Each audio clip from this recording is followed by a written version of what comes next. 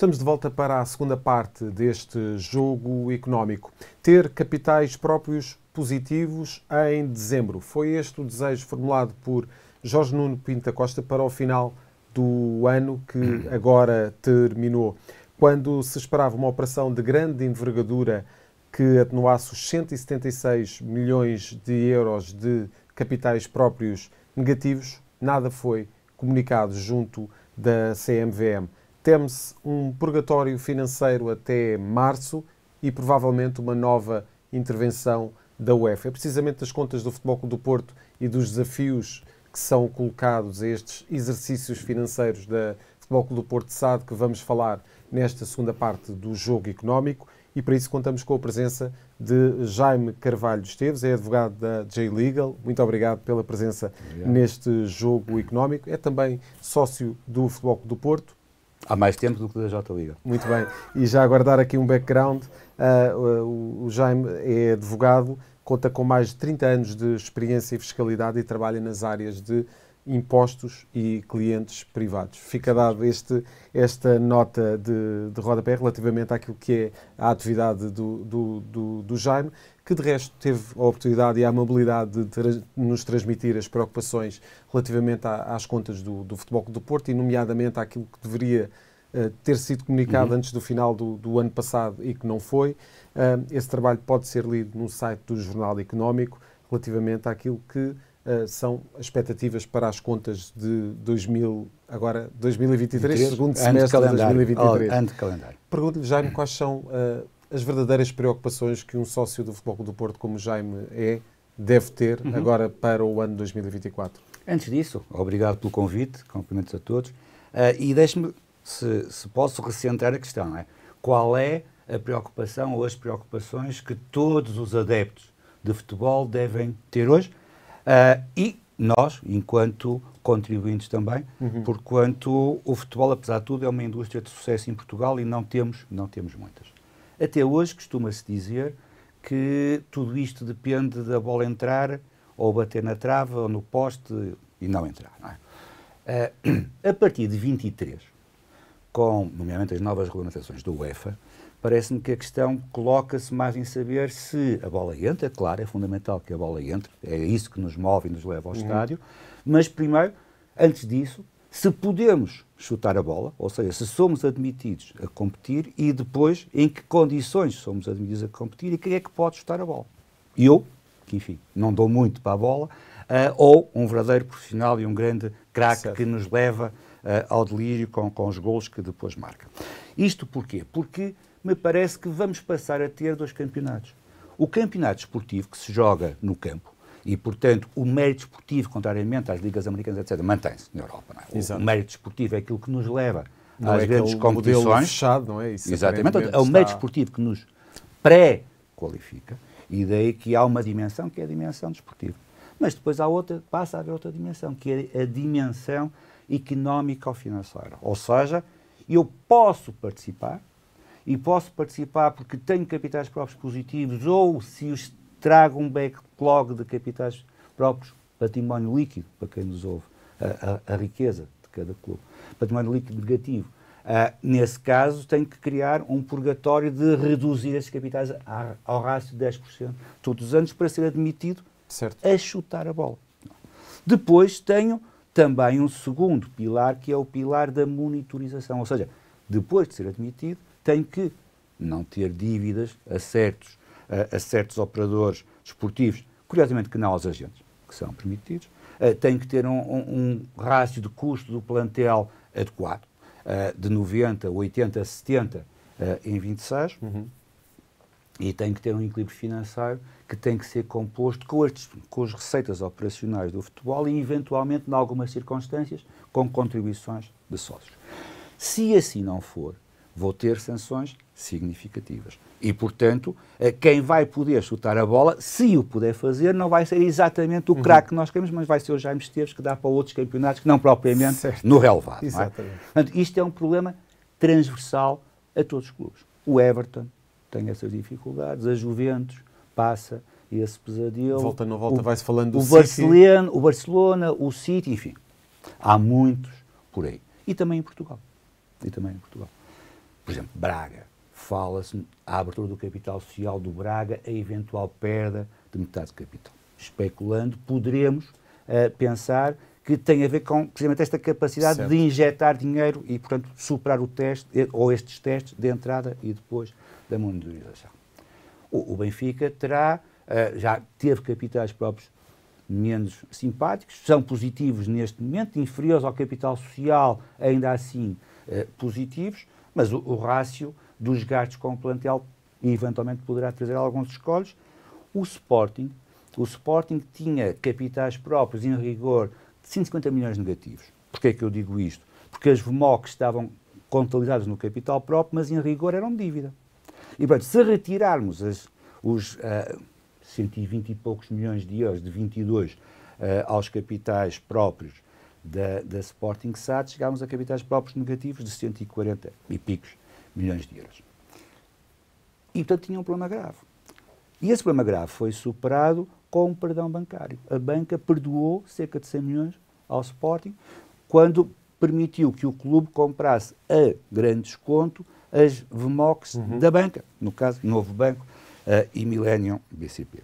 Portanto, e a pergunta que se coloca é: porquê que a banca aceitou perder duas vezes? Porquê que a banca perde quando aceita um haircut e agora não vai participar na mais-valia que o Sporting eventualmente virá a fazer? Portanto, o Sporting ganha aqui duas vezes, tem capitais próprios negativos ou positivos, ou vai tê-los à conta desta conversão de capital, e há aqui 3 ou 4 interrogações. Primeiro, porque é que a banca não fez este seguimento? Não.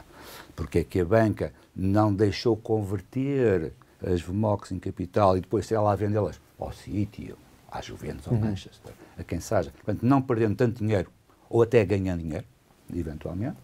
Porque é que a banca vendeu as VMOCs ao clube e não à SAD e, de alguma forma, prejudicou outros acionistas que poderiam ter beneficiado disso? Porque é que não utilizou um fundo de investimento para reduzir a exposição ao futebol como queria, mas ainda assim conseguir, a seguir, ir buscar algum upside? E porque é que a banca aceitou, no fundo, beneficiar o infrator, coisa que os árbitros no campo não devem fazer, devem deixar jogar. Portanto, deu aqui algum moral hazard ao devedor, aceitou algum moral hazard ao devedor. Portanto, o Sporting não vai ter esse problema à conta dessa operação das VMOCs. No caso do Porto, não há VMOCs. Não é? No caso do Porto, que não há VMOCs, é verdade que temos capitais próprios negativos. Portanto, isso significa agora que, para podermos ir a jogo, ou melhor dito, na época que vem, ainda estamos no período transitório, podemos ir a jogo mesmo com capitais próprios negativos, mesmo não cumprindo, mas com sanções. Não é? Para sairmos desse flagelo, vamos ter que apresentar contas a 31 de dezembro de 2023, que, apesar de terem capitais próprios negativos, melhorem face a 31 de dezembro de 2022. Ora, o que é que aconteceu? O primeiro semestre de 2023, como se viu nas contas anuais de 30 de junho, porque aqui, para se perceber, tem que se jogar com duas contas, as contas do ano financeiro e as contas do ano de calendário, que depois são aquela... O financeiro é o desportivo, não é? E depois as de calendário que contam para a UEFA.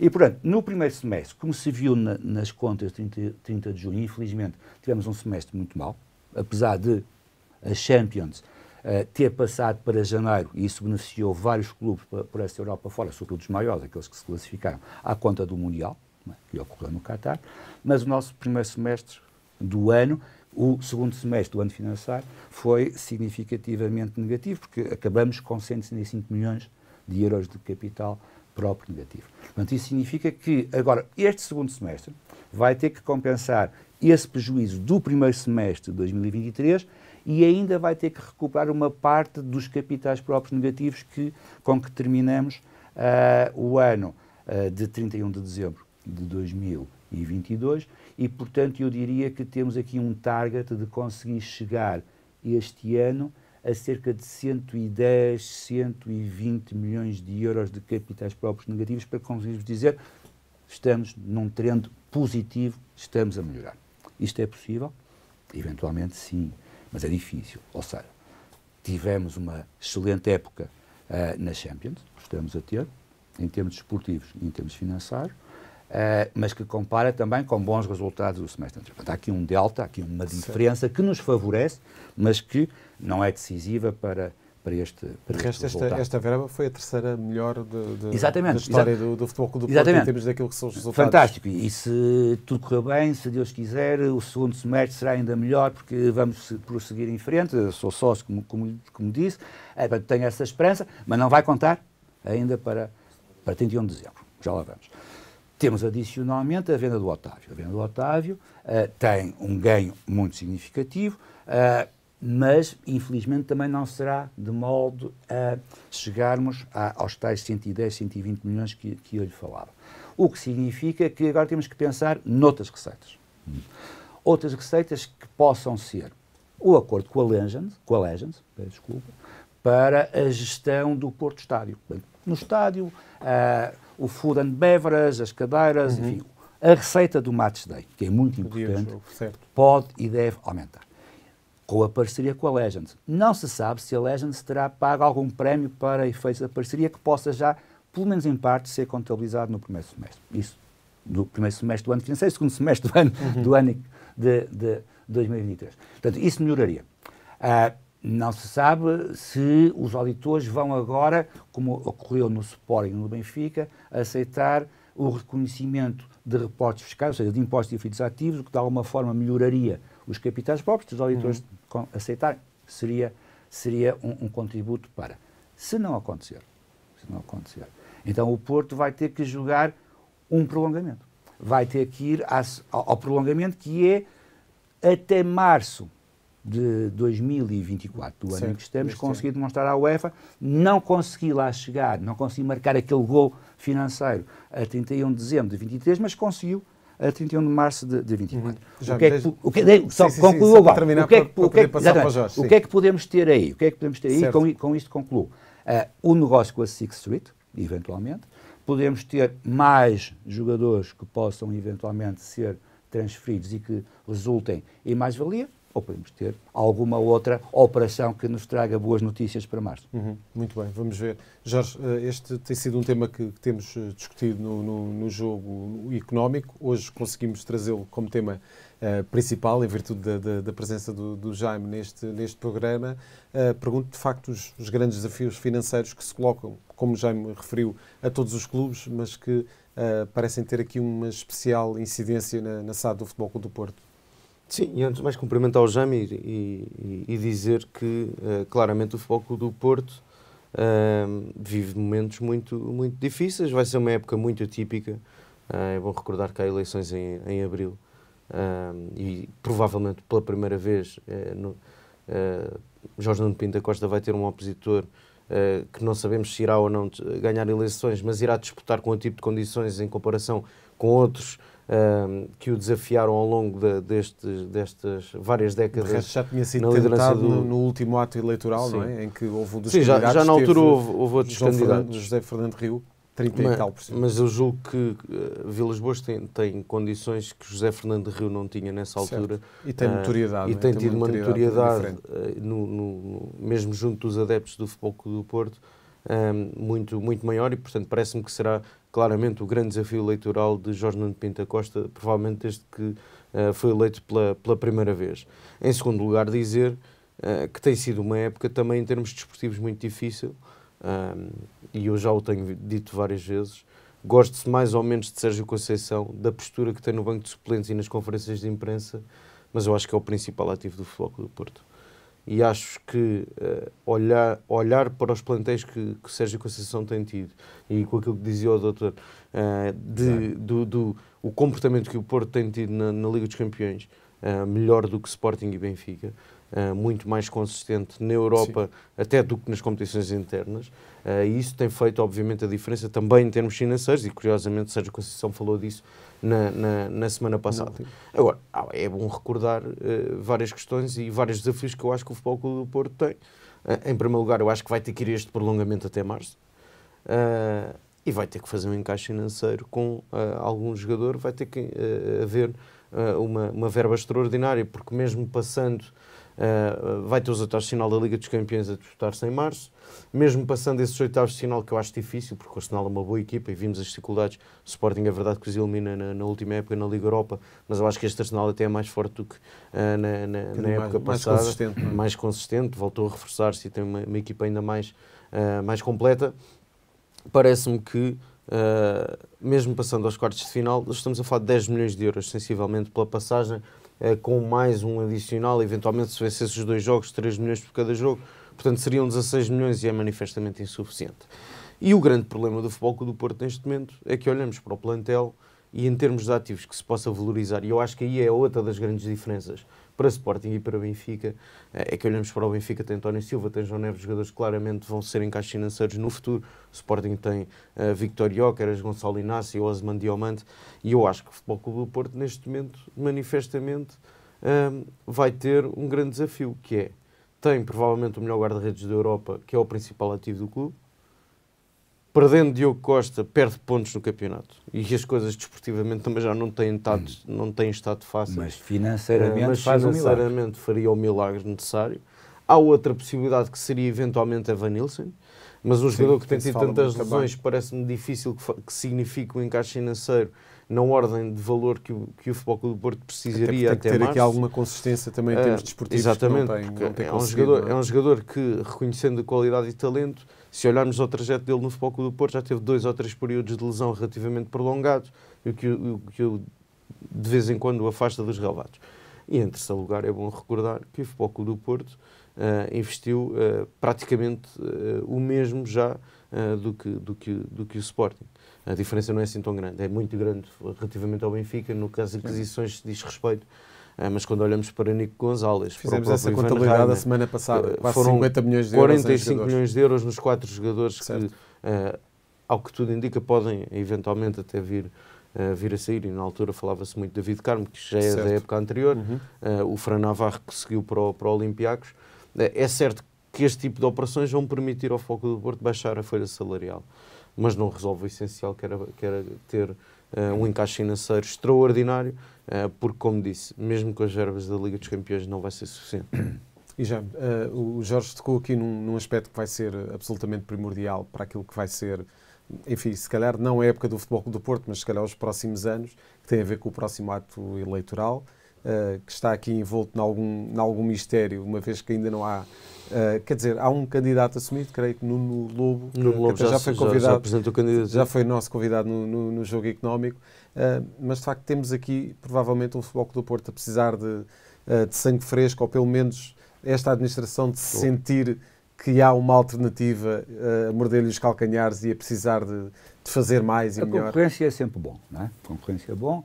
Estamos em janeiro, o ato eleitoral é em abril, há outras eleições igualmente importantes até antes de abril, portanto, a seu tempo, teria um ano recheado de eleições. Aquilo que nós sabemos é que no Futebol Clube do Porto as eleições serão definitivas, não terá que haver umas eleições antecipadas. Exatamente. Seguramente. Agora, é fundamental, como eu dizia, ter uma competitividade desportiva e uma competitividade organizacional, administrativa, económica e financeira, porque elas agora jogam em conjunto. É verdade, dizia, e muito bem, o Benfica tem bons valores, o António, o João, o Sporting tem excelentes valores, além do mais fez uma excelente compra com o Gyökeres, está a correr fantasticamente.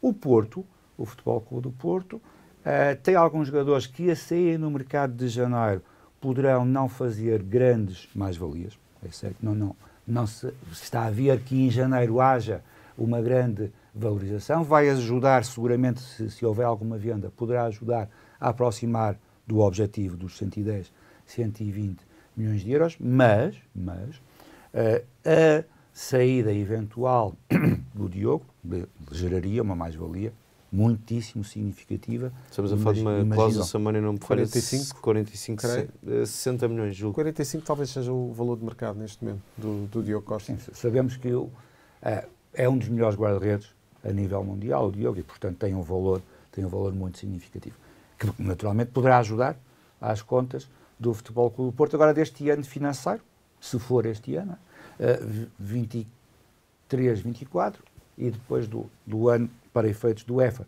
2024. Mas, convém olhar para a equipa B. Temos excelentes jogadores na equipa B, no resto do plantel, jogadores muito jovens, e esse é um bocadinho também o futuro do futebol português. Não é?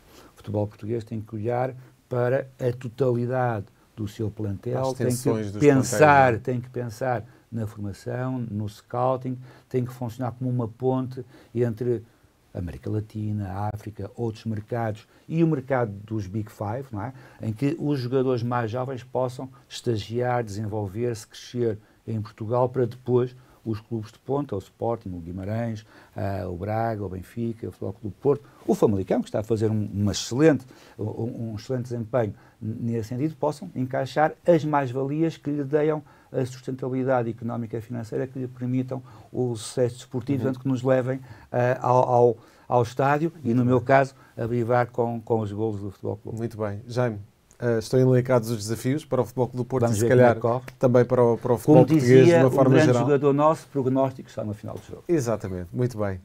E o prognóstico é que provavelmente o Jaime vais voltar ao jogo económico para discutir estes e outros temas. Foi ótimo, muito obrigado pela presença neste programa. Já a seguir, partimos para as escolhas da semana neste jogo económico.